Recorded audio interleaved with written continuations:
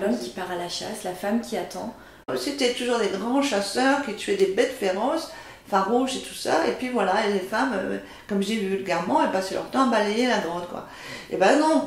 Non, les femmes préhistoriques ne consacraient pas tout leur temps à balayer la grotte et à garder les enfants, en attendant que les hommes reviennent de la chasse. Ça, c'est les propos de mon invitée, une préhistorienne avec qui on va parler homme de Cro-Magnon et taille de cerveau. Est-ce que vous êtes prêts? Car moi, je suis surexcitée à l'idée de vous la faire découvrir. Bonne vidéo!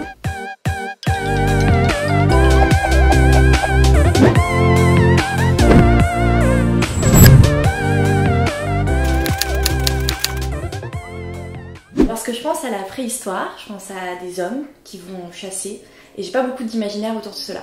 Et le propos de cette chaîne YouTube, c'est d'interroger les représentations médiatiques, les imaginaires, l'histoire des femmes qu'on a invisibilisées. Et ça tombe bien, puisque aujourd'hui, on reçoit une préhistorienne. Vous avez écrit un ouvrage majeur qui s'appelle L'homme préhistorique est aussi une femme. Je vais vous laisser vous présenter de la manière dont vous le souhaitez. Déjà, je suis ravie d'être ici. Je m'appelle Marilène Patoumati, je suis directrice de recherche au CNRS, donc préhistorienne. Je fais beaucoup de fouilles archéologiques, beaucoup travaillé en Europe centrale et orientale, et je suis spécialisée sur les comportements des premiers hommes modernes et des néandertaliens. Donc ce qui m'intéresse, c'est vraiment travailler sur les origines des comportements, que ce soit bien sûr la guerre, que ce soit l'alimentation, mais aussi bien sûr comment vivaient les femmes durant la préhistoire, quels étaient leurs rôles. Ça m'a beaucoup intéressée, c'est pour ça que j'ai fait cet ouvrage. Est-ce que vous pouvez un petit peu dater la période sur laquelle vous travaillez, enfin, où est-ce que ça se situe dans l'histoire? Alors ce qui est important de savoir, c'est que la préhistoire, ça ne veut rien dire. Il y a durant cette période multiples sociétés.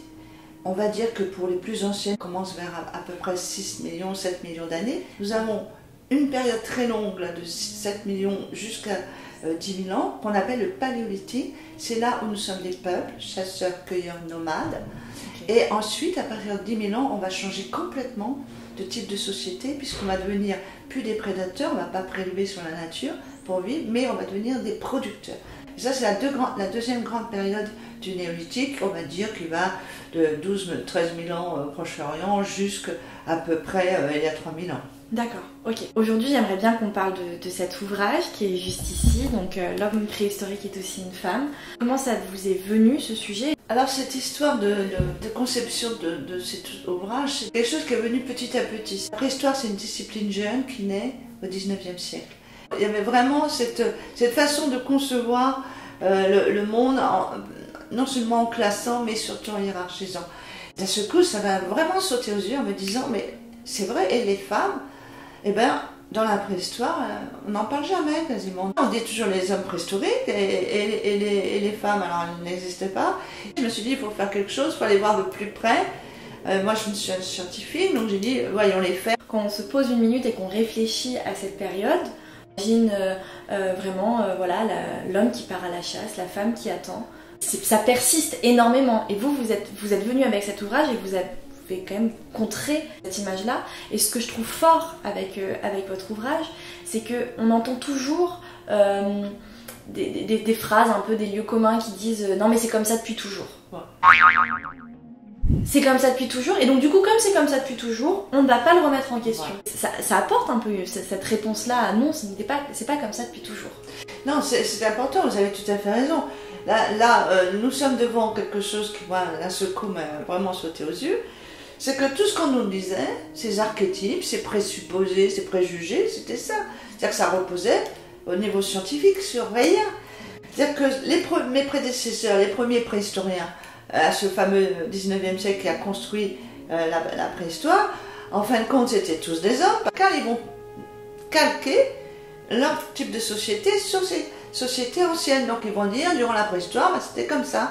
Les hommes dominaient les femmes étaient soumises, les femmes étaient au foyer, c'est-à-dire dans la grotte, et s'occupaient des enfants. C'était toujours des grands chasseurs qui tuaient des bêtes féroces, farouches et tout ça, et puis voilà, et les femmes, comme je dis vulgairement, elles passaient leur temps à balayer la grotte, quoi.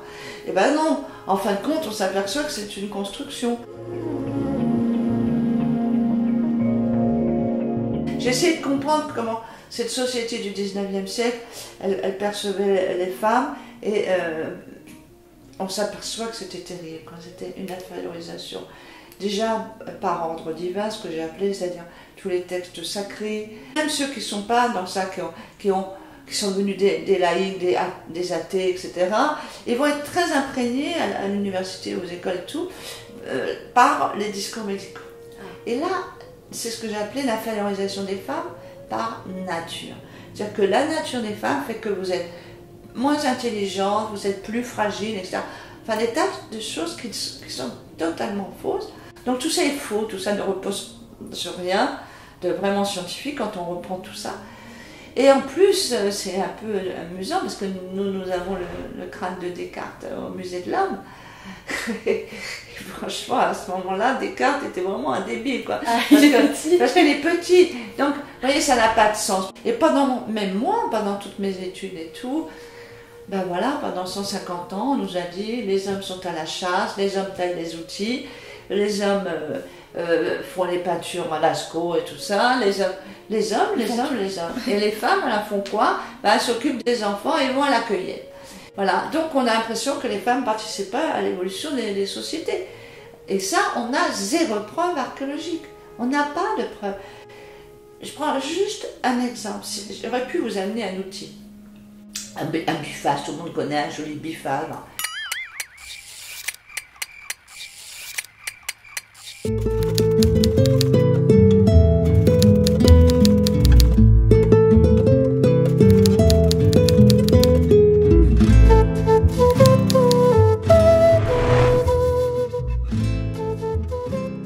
Sur ce biface, je peux tout vous dire. Je peux vous dire quel type humain l'a taillé, à peu près quelle période il a, quelle culture, mais je suis incapable de vous dire si c'est un homme ou une femme. Mais à chaque fois on nous dit c'est les hommes, mais on n'a pas de preuves. Pareil pour Lascaux, Chauvet et tout. Pourquoi les peintures ce serait que les hommes? Ben non, on n'a pas de preuves, on ne peut pas montrer. Là aussi on peut tout raconter, la période, etc., les techniques, tout. Mais qui a fait ça? Voilà, en poil de blaireau, qui a tenu le burin pour faire les gravures? On ne peut pas savoir. C'est pour ça que moi, mon ouvrage, si vous voulez, était pour moi très important pour faire prendre conscience que beaucoup de choses, ben, ça repose sur des présupposés, des préjugés, mais pas sur vraiment des preuves archéologiques, sur des preuves scientifiques. On voit qu'il y a des stéréotypes qui persistent en dehors de cette discipline, puisque le fait que la femme soit à l'intérieur tandis que l'homme va à l'extérieur, c'est aujourd'hui, si on prend toutes nos représentations médiatiques, c'est encore le cas. C'est-à-dire que dans n'importe quelle publicité, il faut bien se rendre compte que les femmes sont toujours reléguées sur le cocon familial, l'intérieur, tandis que l'homme déploie son corps et utilise l'espace à l'extérieur. Pour aller plus loin, parce que c'est ce qu'on va vous dire. Oui, mais toi tu nous dis que c'est pas les hommes, mais tu montres que ce sont les femmes. C'est toujours comme ça. 150 ans on nous a dit que c'était les hommes, mais voilà. Et là, nous, puisqu'on essaye de dire, ah peut-être c'est pas que les hommes, alors on dit il faut prouver. Donc c'est un peu l'état dans lequel on est actuellement. On a déjà dégagé le fait que les femmes préhistoriques n'étaient pas fragiles. Parce que ça c'est un argument, c'est des petites choses fragiles, vous comprenez, on ne va pas les envoyer à la chasse, tout ça. Bon, c'est un peu des sottises, parce que, vous savez, avec les naissances, si nous étions des petites choses fragiles... Bref. Les peintures rupestres, par exemple. Quand il y a des représentations humaines, c'est 80-90% sont les représentations féminines, soit des silhouettes de femmes, soit des vulves.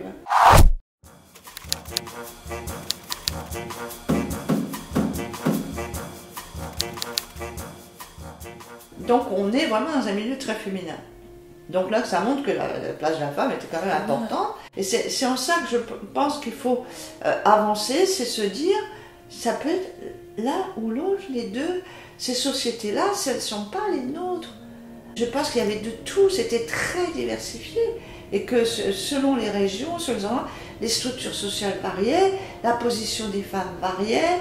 Voilà, il y a peut-être eu des sociétés, moi j'en suis persuadée, durant cette période précieuse, qui étaient matrilinéaires. Et oui. Parce que la seule chose qu'on voit, c'est que à cette époque-là, qu'on sait, c'est que le bébé, il sort du ventre de la mère.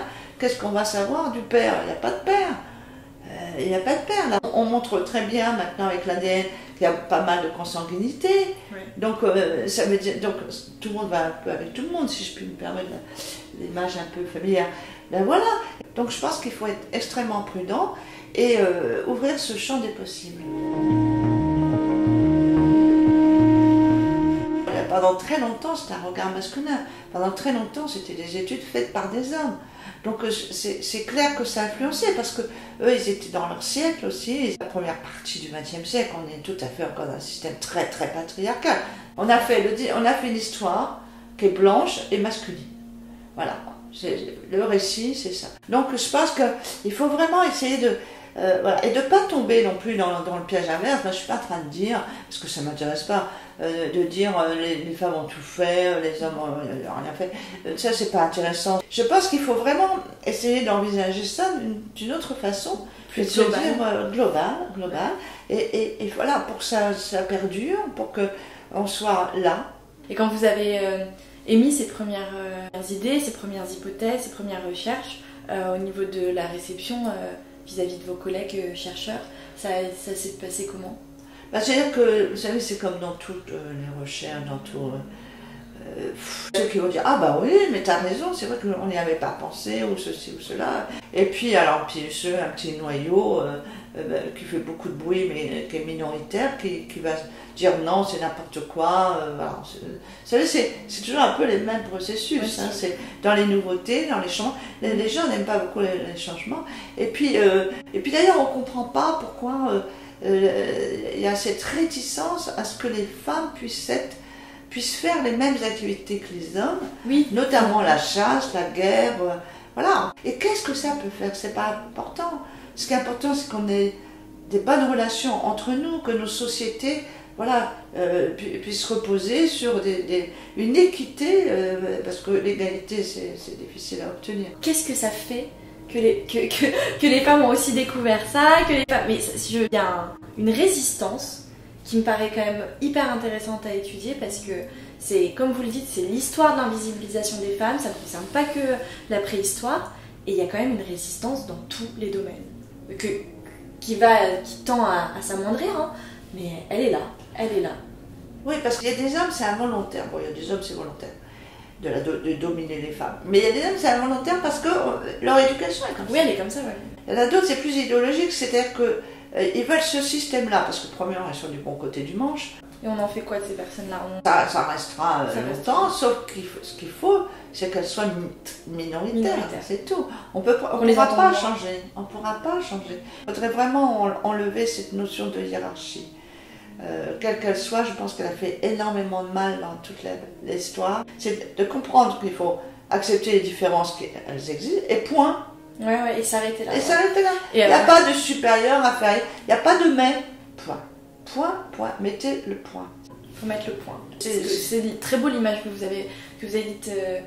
L'important, c'est qu'il y ait de la transmission, qu'on coexiste et que ce ne soit pas fait dans une violence systémique. Oui. On est complémentaires sur Terre, les uns les autres. Ça vous a toujours intéressé? Enfin, c'est quoi? Il y a une vocation quand on veut être historienne, préhistorienne? Essayer de comprendre les temps présents en étudiant le passé. Ça a toujours été pour vous une évidence? Ça a été progressif, mais c'est toujours sur, je pense, la curiosité de l'autre, des autres. Je trouve que c'est fascinant. Et surtout, ça nous remet un peu à notre juste place. C'est-à-dire qu'on est dans un continuum, on est dans un maillon, on est là, il y a eu autre chose avant nous. Donc voilà, arrêtons de penser que nous sommes l'oméga de tout ça. Non, on est de passage. Face à cette profondeur du temps, on n'est pas grand-chose, mais à la fois on est beaucoup. C'est-à-dire qu'aussi, selon nos attitudes, selon ce qu'on va construire ou pas construire ou déconstruire, voilà, on fera un monde différent. Et c'est là où on est puissant. Je pense que votre dada, il faut qu'on le répète et qu'on le dissémine. Pas de hiérarchisation. Merci beaucoup parce que j'ai trouvé ça fascinant. Merci. Vraiment fascinant. Je ne sais pas si vous voulez rajouter quelque chose. Écoutez, c'est toujours un peu difficile de se confier justement de ce qu'on pense au fond de nous, mais je crois que c'est quelque chose aussi que j'ai appris Parce que je crois que ça, là aussi, on peut apporter à chacun. Moi, j'ai reçu beaucoup, soit par une lecture, soit par aussi des propos de certaines personnes qui m'ont construit. C'est important donc d'être dans cette continuité-là. C'est-à-dire que peut-être certaines personnes, en m'écoutant, vont dire « Bah oui, tiens, j'avais pas vu ça comme ça, j'avais pas pensé comme ça. » Et peut-être, voilà, ça va faire aussi un peu avancer les choses pour qu'on ait une société qui soit un petit peu moins rude. Mais j'en suis sûre. En tout cas, vous faites figure pour moi déjà. Donc, je suis sûre que les personnes qui vous entendront arriveront à ça aussi. Et pour faire avancer, que ça soit moins dur, que ça soit moins douloureux. Merci beaucoup.